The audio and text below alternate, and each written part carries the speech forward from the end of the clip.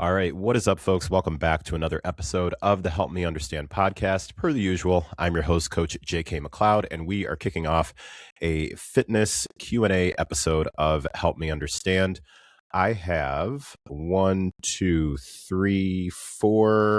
five-ish questions that I am going to cover today, ranging from what to do when you're having trouble falling asleep at night after working out late to exercise, group exercise classes, as far as coaches who do or don't coach during group exercise, how to get to a high protein goal. So we got a range of things that I'm going to talk about today.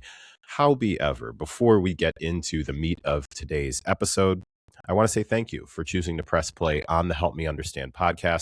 I know that you have no shortage of podcast content that you can and most likely do consume. So I truly never take it for granted that you chose to press play on Help Me Understand. So let's go ahead and get into it. And we'll say, I'm always interested when people say full transparency. So I'm kind of like, well, I guess is the opposite of that, like no transparency. So I'm going to go with mostly full transparency because there's probably something that I'm not telling you. So mostly full transparency. I pulled a decent amount of these from different posts that I replied to on Threads. A couple of them I got a bit of a back and forth, and then some of them I did not. So however, it makes for good podcast content. So let's get into the first one. And this was a post where someone had just commented that they had trouble falling asleep after working out at night. And this is a topic that can be pretty common for folks, especially those who tend to work, let's say, like somewhere in that 9 to 5-ish p.m. range. And this particular individual said that they worked out somewhere around closer to 8 p.m. and then found themselves not being able to fall asleep until a bit after midnight. So the first thing that I want to point out here, and I'm going to do my best or a better job maybe that I have in the past at not going down the super nuancy rabbit hole, because there's a whole lot of that rabbit hole can lead to so many other ones. So there's a lot of different kind of ways that you can branch out from this. However, I will point out just a few nuances here and there. So with something like this, one thing that I want to make clear from my point of view and my strong belief here is that someone saying that they can't fall asleep until midnight from my coaching lens is not automatically a problem. So in the post, I actually had commented a follow-up question with if they still feel like they're getting enough sleep. If you're familiar with my foundational fitness habits, they are eat well, sleep enough, and exercise regularly. So the sleep part, I specifically say sleep enough. And a big context piece to that is because when I first really started taking ownership of my fitness, it did not work well for me at all when I would have a coach who would immediately only focus on the fact that I wasn't getting 8 hours of sleep per night, no matter any of the other things that I was doing, quote unquote, correctly. The one thing that they would use as like the precursor to literally everything that they would respond to in my check-ins would be, your sleep sucks, you're not getting enough sleep. And it was really just annoying. Honestly, it just really got annoying to the point where I just stopped working with them because I was like, I understand that. And also, would you like to start with something different? Like, thank you for letting me know. So when I look at the foundational fitness habits and sleep enough, I'm certainly not intending to say that sleep doesn't matter or that 8 hours of sleep is not optimal. What I'm saying is I prefer to get an understanding of what's the reality of your situation. And for myself at that time, and for many people that I've interacted with, sometimes they don't even have an 8 hour sleep window. So for myself, there were times where based on the two jobs that I was working at that time, I would sometimes not get home until 2 to 3 o'clock in the morning. And then I would need to be at my next job the next morning at, let's say, 10 a.m. So if you do some quick math there, telling me to get 8 hours of sleep is counterproductive because you're telling me to do something that I like literally can't do unless you are going to provide me with a job that has different hours to it. So I said I wasn't going to go down the rabbit hole, and I went down on the hamster wheel instead. So back to my perspective here, I don't immediately just assume that just because you say you get to bed at midnight, that means you're not getting enough sleep. Because if you can sleep until, let's say, 8 a.m. and you wake up feeling refreshed and that's just the day that you have, then cool. This person, however, said that no, they do still wake up and feel basically under recovered and groggy and kind of sluggish. So there's a couple of things that I would dig into when it comes to if you're having trouble falling asleep after workouts that are happening later at night, especially when you're talking like 8 p.m. Like closer to your bedtime, let's say about an hour and a half to 2 hours before bedtime, because I think this is the reality for a decent amount of folks. First and foremost, it would be getting an understanding of what types of workouts you're actually doing. So if I were working with someone in a scenario like this, or if somebody was doing one of my group programs and they had brought this to a call, then I would recommend that they're doing primarily the lifting workouts, so the resistance type training. That's what I would be really skewing more towards when it came to workouts later in the evening. I say that as opposed to if I was doing really higher intensity cardio, especially interval type cardio. And I know that some folks may say, well, I would actually think the opposite because I would feel like I'd be more wiped out after a high intensity cardio workout. Just the experience that I've had with people, I would be trying the opposite of that. So in the experiences that I've observed and worked with folks, and then for myself also, so this is not to say that there isn't somebody out there or a group of people out there who feel the opposite. I work with folks, and my experience has mostly been that people after cardio, even though they feel wiped out in terms of, man, I just exerted an all out effort, they actually still have more difficulty falling asleep because they're just really amped up, like internally, just feeling really amped, really jazzed, and really, it's hard to say, hard to think of a different word other than energized. So I know that there's like a scientific mechanism behind that. However, just trying to keep it really super, super basic here, that if you had to choose what types of workouts you were going to be doing and you had to do those workouts somewhere between, like, let's say about a 2 hour-ish window before you're going to bed, I would be skewing more towards controlled resistance training that's not based on speed and intervals than I would like cardio type stuff. The second piece would also be getting an understanding of how much caffeine you are intaking prior to those particular workouts. So if you are someone who is using a pre-workout, especially if you're using a caffeine pre-workout. So typically in the industry, we're going to call that something that's a stimulant, a high stim workout, or excuse me, a high stim pre-workout, something that has caffeine in it. That most likely is going to be something, and ideally will contribute, or not ideally, but that will contribute to your ability to fall asleep, because that's really just the actual mechanism of caffeine, is that it starts to blunt your body's ability to recognize that you're tired and you're sleepy.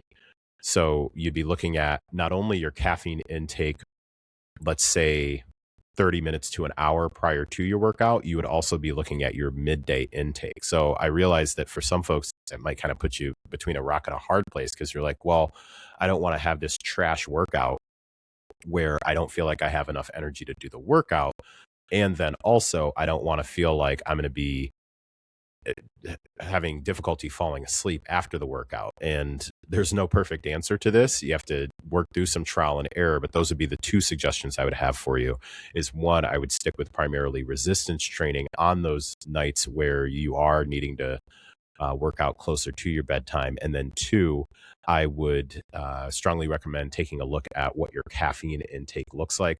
Another option that you have if you do like pre-workout, you can certainly, there are non-stim pre-workouts, and a non-stim pre-workout is going to be caffeine free, but it'll utilize something called beta alanine, which is that thing that sometimes some people absolutely hate it. I'm a fan. It's the thing that kind of makes your skin feel tingly. You overdo it though, and you can feel like you have spiders crawling all over you. So there you go. All right. So that's that particular one. Trouble falling asleep at night with late night workouts. All right. Second one that I saw, I'm going to try and pull up this post if I can. And on this second one, someone had posted something and I responded to it to see if they could give some clarity, and they didn't. So I'm just going to go with what they posted, assuming that what they posted is what they meant to post. And what they had essentially posted was that there's a problem if your group exercise programming doesn't allow for coaching.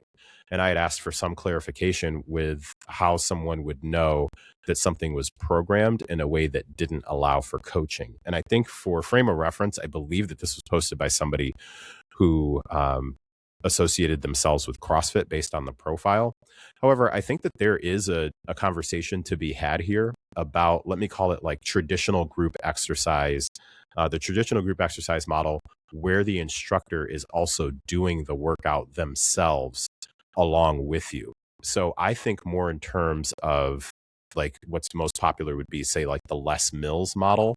There also can be some other like boot camp style classes or other classes where it's more like choreographed. That I think tends to be more like the Les Mills stuff because you're lifting like to the beat and different things like that.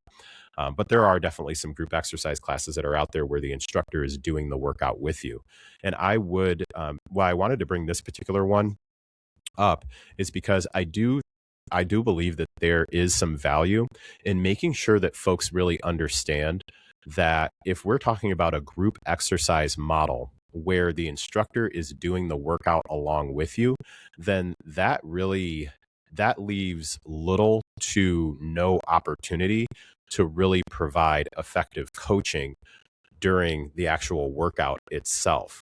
To go a layer deeper on that, someone calling out tips and tricks is not specifically coaching you on the movement as you're performing the movement. Someone performing a demo for you before you actually get into the movement itself is not specifically coaching as you're going through the movement. Those are things that are preparation and those are things that are encouragement, but those are not things that are actually coaching you and correcting you individually as you go through the workout itself. So let's use something like a Les Mills type of model. And full-ish disclosure, I have not worked inside of a gym in the past 7-ish years that specifically utilize the Les Mills training model. So I have not observed one in quite some time. So if that has changed, then cool. The classes that I was aware of, the instructor would be either on a stage or near the front, something along those lines, performing the movement. It would be something that they were had basically memorized because it's something that changes. I think it was like every quarter or something like that. I don't think it was every month. So every quarter, there's a whole routine and a whole scenario that's done to specific movement and all that stuff. And everybody sets up their spots on the mat. And the person will go through a demo of, okay, here's what the movements are. And then they coach you through it by telling you what to do with the movements. However, if you are doing that class and you individually are having issues with your form, there's not really opportunity for that instructor to stop what they're doing because the nature, again, if I'm incorrect, somebody please reach out to me. However, I believe the nature of those classes is still that the instructor is still doing the workout and sticking to a timing and a routine and a rhythm and choreography. So there's not an opportunity for them to, like a DJ, stop the track and get off the stage and walk over and slow things down and have you start the movement back over and things like that. So I think if we're talking about generally scenarios like that, whether it's something like a body pump or something that's more just general like boot camp style, where the instructor themselves is basically on like a time schedule for needing to complete that particular workout, then there's not really an opportunity because they're working out themselves. Like maybe they're not working out anywhere near the same intensity, but they're basically leading a group of people. They're not like that's not what they're supposed to be doing, is stopping everything so that they can go back and correct one individual. So that is one of probably the main arguments that coaches and trainers, like personal trainers, will typically make if they're working to try and talk you out of going to group exercise or less group exercise, is that there's not really going to be individualized attention to your proper form. And that's, by the way, that's through no fault, in my opinion, of the group exercise instructor or leader. That's the model. Like that's exactly what it is. So if you sign up for a group class, then the expectation, especially in that type of setting where it's basically like to a certain beat of music and it's choreographed and there's different songs and things like that, the expectation that that person is going to stop the class in order to come over and make sure that you are performing the movement as perfectly as possible, I think that's a very unrealistic expectation. So that's going to be that one. All right. Next one that I jotted down was someone asking a question if you count the weight on the bar when you're lifting. So this person said, my trainer told me today that the bar doesn't count when you tell someone how much you can lift, squat, etc. OMG, why? It's 45 pounds. That's the size of my oldest. And it sounds way better to say I squatted with 105 pounds than 60. I asked a question for clarification if they might be possibly talking about the bar on the Smith machine. And there's actually a couple of people in the comments who thought that my question about clarification of if maybe their trainer was talking about the Smith machine was going to lead to me saying you don't count the bar on the weight of the Smith machine. And I'll answer that in just a question because it's actually not what I was trying to say. And also, this is the price that you pay when you're openly commenting on things on the internet. That's just the way that it goes. So the main thing here is with the trainer saying that the bar doesn't count when you're telling somebody how much you can lift. And she did clarify in this because I asked. She said, no, straight bar just off the rack. So we're talking like your standard barbell, which a standard like the standard barbell, I believe is going to be like 45 pounds. Inside of a CrossFit box, you'll have like a 45 and a 35. Is it? Wow. I'm so removed from that. But you'll have a few different weights inside of a CrossFit box for the most part. It might be 45 and 15. Man, I wish I remembered off the top of my head. That was so standard for me to remember before. But anyways, back to the point, if you are lifting with a barbell and then adding plates to said barbell, then you absolutely do count the weight of the bar. So I would be very, very curious to see why the trainer left her with that perception. That's very questionable. And as of the last time I looked at this post, the overwhelming majority of the 657 comments on that particular thread were going straight for the jugular on the trainer and the coach. There are all sorts of like, you need to fire that trainer. I would ask for what their qualifications were. That person's clearly an idiot, all that stuff. I don't tend to think that sort of stuff is going to be the most helpful. And also, most folks, in my opinion, are not on the internet to be helpful. They're on the internet for entertainment. So, and that's completely fine. Like, do your thing. So for me, my commentary here would be, yeah, you absolutely, when you're lifting with a barbell, you absolutely always count the weight of the barbell. Like that definitely counts.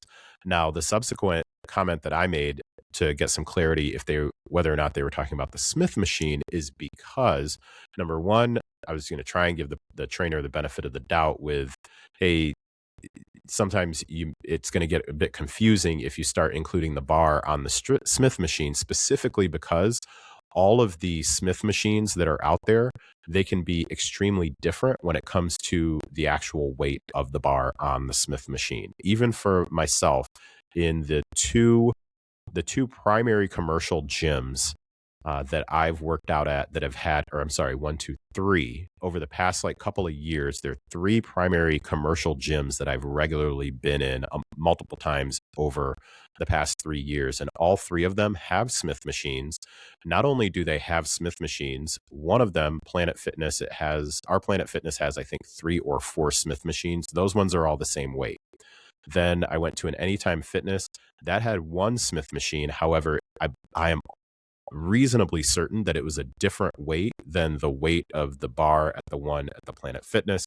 And then there's another place that I go in at a gym in Birmingham, Alabama. Shout out Armor Gym, which I think it's specifically in Irondale. That particular gym has I think that one has 2 Smith machines, and those 2 Smith machines actually have 2 different weights on them. So my question in asking, do you think it might be the Smith machine, is because if I'm a trainer and somebody is potentially going to be using different Smith machines at different gyms, I'm not necessarily going to tell them not to count the weight on the bar. I would actually tell them to count the weight on the bar, but I would tell them to make sure that they're paying attention to how much that bar actually weighs, because you can't assume that it's always 15, because there are a decent amount of people even in the comments who are like, yeah, it's 15 pounds. I checked on mine. Yeah, but I've seen them from 15. I've seen some that were 20 something. I've seen some that were 30 something. They can all be very, very different. So yeah, there we go. All right. Another question. This was actually a question that I got, not in real life, but yeah, IRL. Somebody sent me a message on this one. So it was clarifying when you're logging dumbbells. So another logging question. When you're logging dumbbells, do you log them as 2 dumbbells, so the total weight between the 2 dumbbells, or do you log it as what was the weight of each dumbbell? So for example, let's say that you're doing shoulder presses and you use a pair of 40-pound dumbbells for shoulder presses. The person is asking, do I log that? So I used 1 dumbbell in each hand and each dumbbell was 40 pounds. Do I log that as 40 pounds or do I log that as 80 pounds? And my opinion is that it doesn't matter which way you log it, as long as you log it that same way all the time. So you're consistent with that. So for example, if when you use 2 dumbbells, you decide that you're going to log that as 80 because you have 40 in one hand and 40 in the other, then cool, go ahead and do that. If you, like me, log it based on how much did each dumbbell weigh, then log it as 40. Cool, do that. Just make sure that you stay consistent with it. Don't decide that it's going to be based on like which way the wind is blowing that day as to whether or not you're going to add up the weight of both, or if you're going to do just the single dumbbell by itself. I personally don't think that one is better or worse than the other.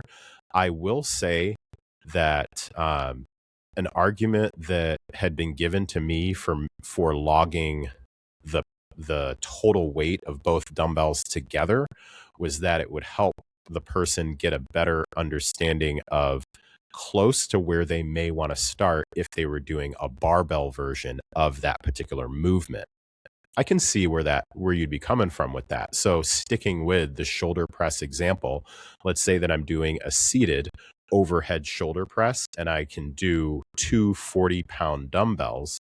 Then if I log that as 80 pounds, while it may not specifically transfer over to, okay, then if I'm going to do a seated barbell shoulder press, that immediately equals, I definitely should be able to do 80 pounds, which would be the barbell, back to the barbell question, the barbell plus, so say a 45-pound barbell plus 35 pounds added to that, I should be able to go ahead and press up 80 pounds. That may or may not immediately translate. However, it may be reasonably close. So I actually like that particular argument. I'm still not changing, personally, I'm not changing the way that I do it. However, I do see where the person's coming from with that being like, hey, here's why I would do it that way. So at the end of the day, I don't believe that it really matters all that much which way you log it. Like, as far as I know, I'm not aware of like the international association of how to log your dumbbells has weighed in on this. So at the end of the day, do what is going to work for you. What is the least like time consuming, overthinking way for you to log your dumbbells? Just call it a day. Just make sure that you are clear on whether or not you used one dumbbell or two. So, for example, like a single arm. What I mean is like if it's a single arm movement versus like a two arm movement, unilateral versus bilateral. So, all right, last one, last ish one. There was a question that someone posted. Here we go. All right, so the person said, "All right, friends, I have some pretty high protein goals from my nutritionist. I'm going to need some recipes and lower calorie snacks to hit this 170 to 204 gram goal I've been put on. If anyone has some tips and tricks, hit me with them." And this one went absolutely wild. 292 comments as of this morning when I screenshotted it again.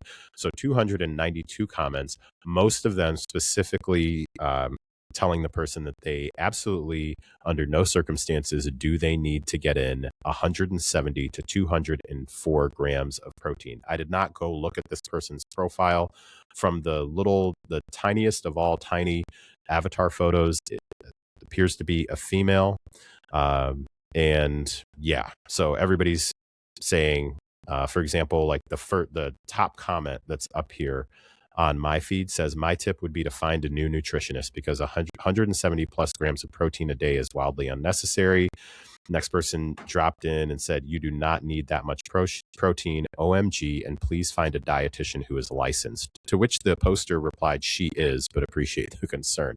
So the comment that I left was if they could help me understand how much they're currently getting in. Because again, when on a post where my intention is to potentially to be helpful, and I say potentially just because depending on how that person responds, like this may be something I want to dig into or not. Like I have plenty of other things that I can and should be focused on.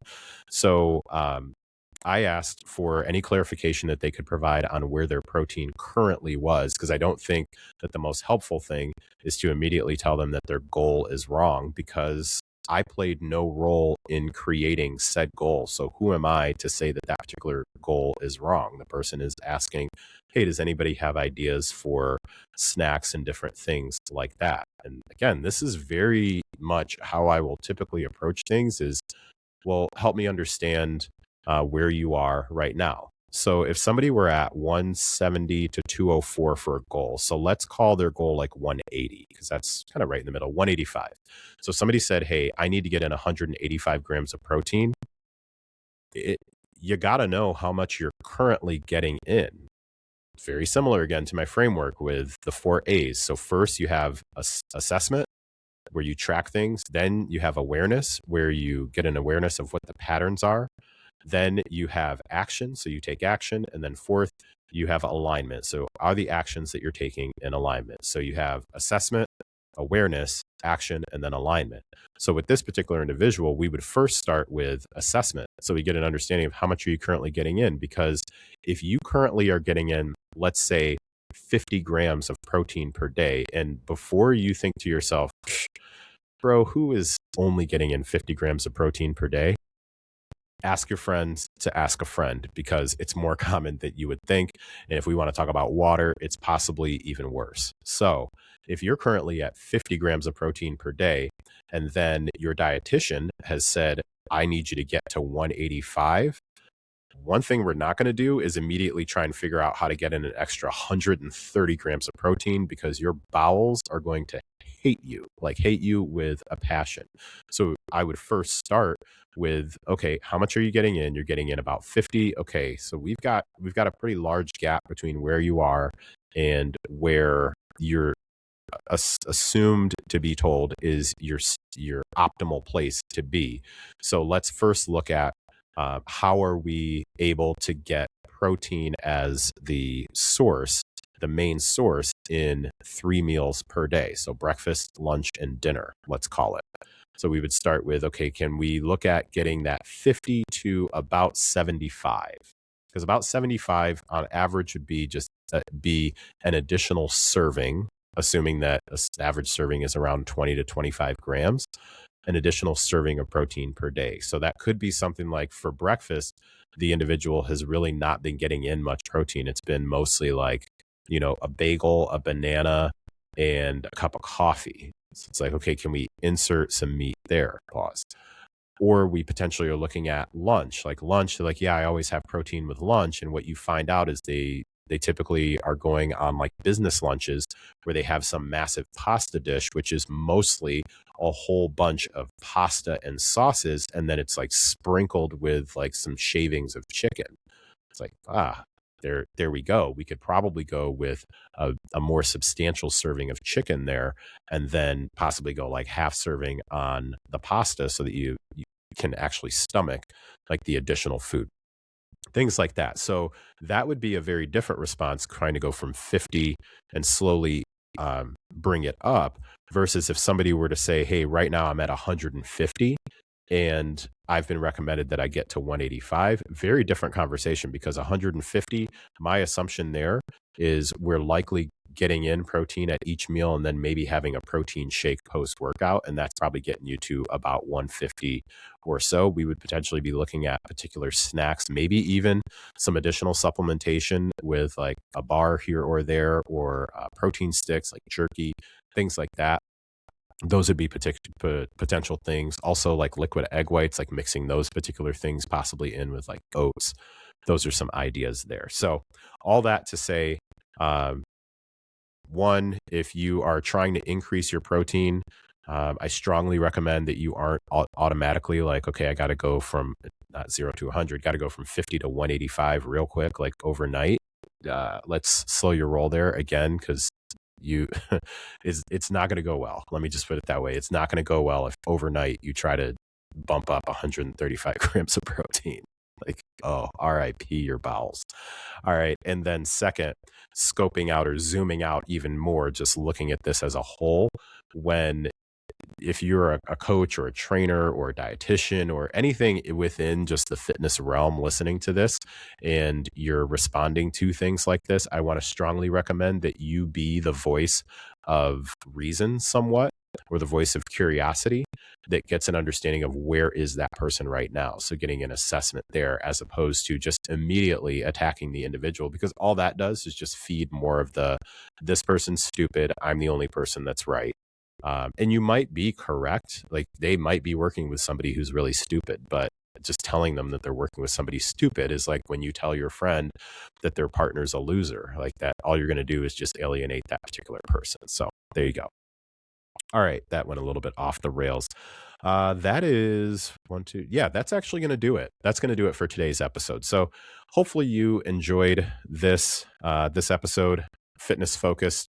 Answered, what did we ended up getting into 1, 2, 3, 4. We got 5 questions. So pretty solid on that one. If you do have topics, questions, ideas that you would like me to provide my perspective on and help you understand my perspective and different perspectives, not just from anecdotal advice or anecdotal perspective, also integrating some research and some science and understanding in just basic everyday terms that hopefully most people can digest and then more importantly take action on. Feel free to reach out to me. Please do reach out. Shoot me an email, jk@jkmcleod.com. And you can always reach out to me on Instagram at Coach JK McLeod. That'll all be in the show notes. So thank you again so much for listening to another episode. I really, really do appreciate it. All right. Take care, and I'll talk to you next time. All right. Bye.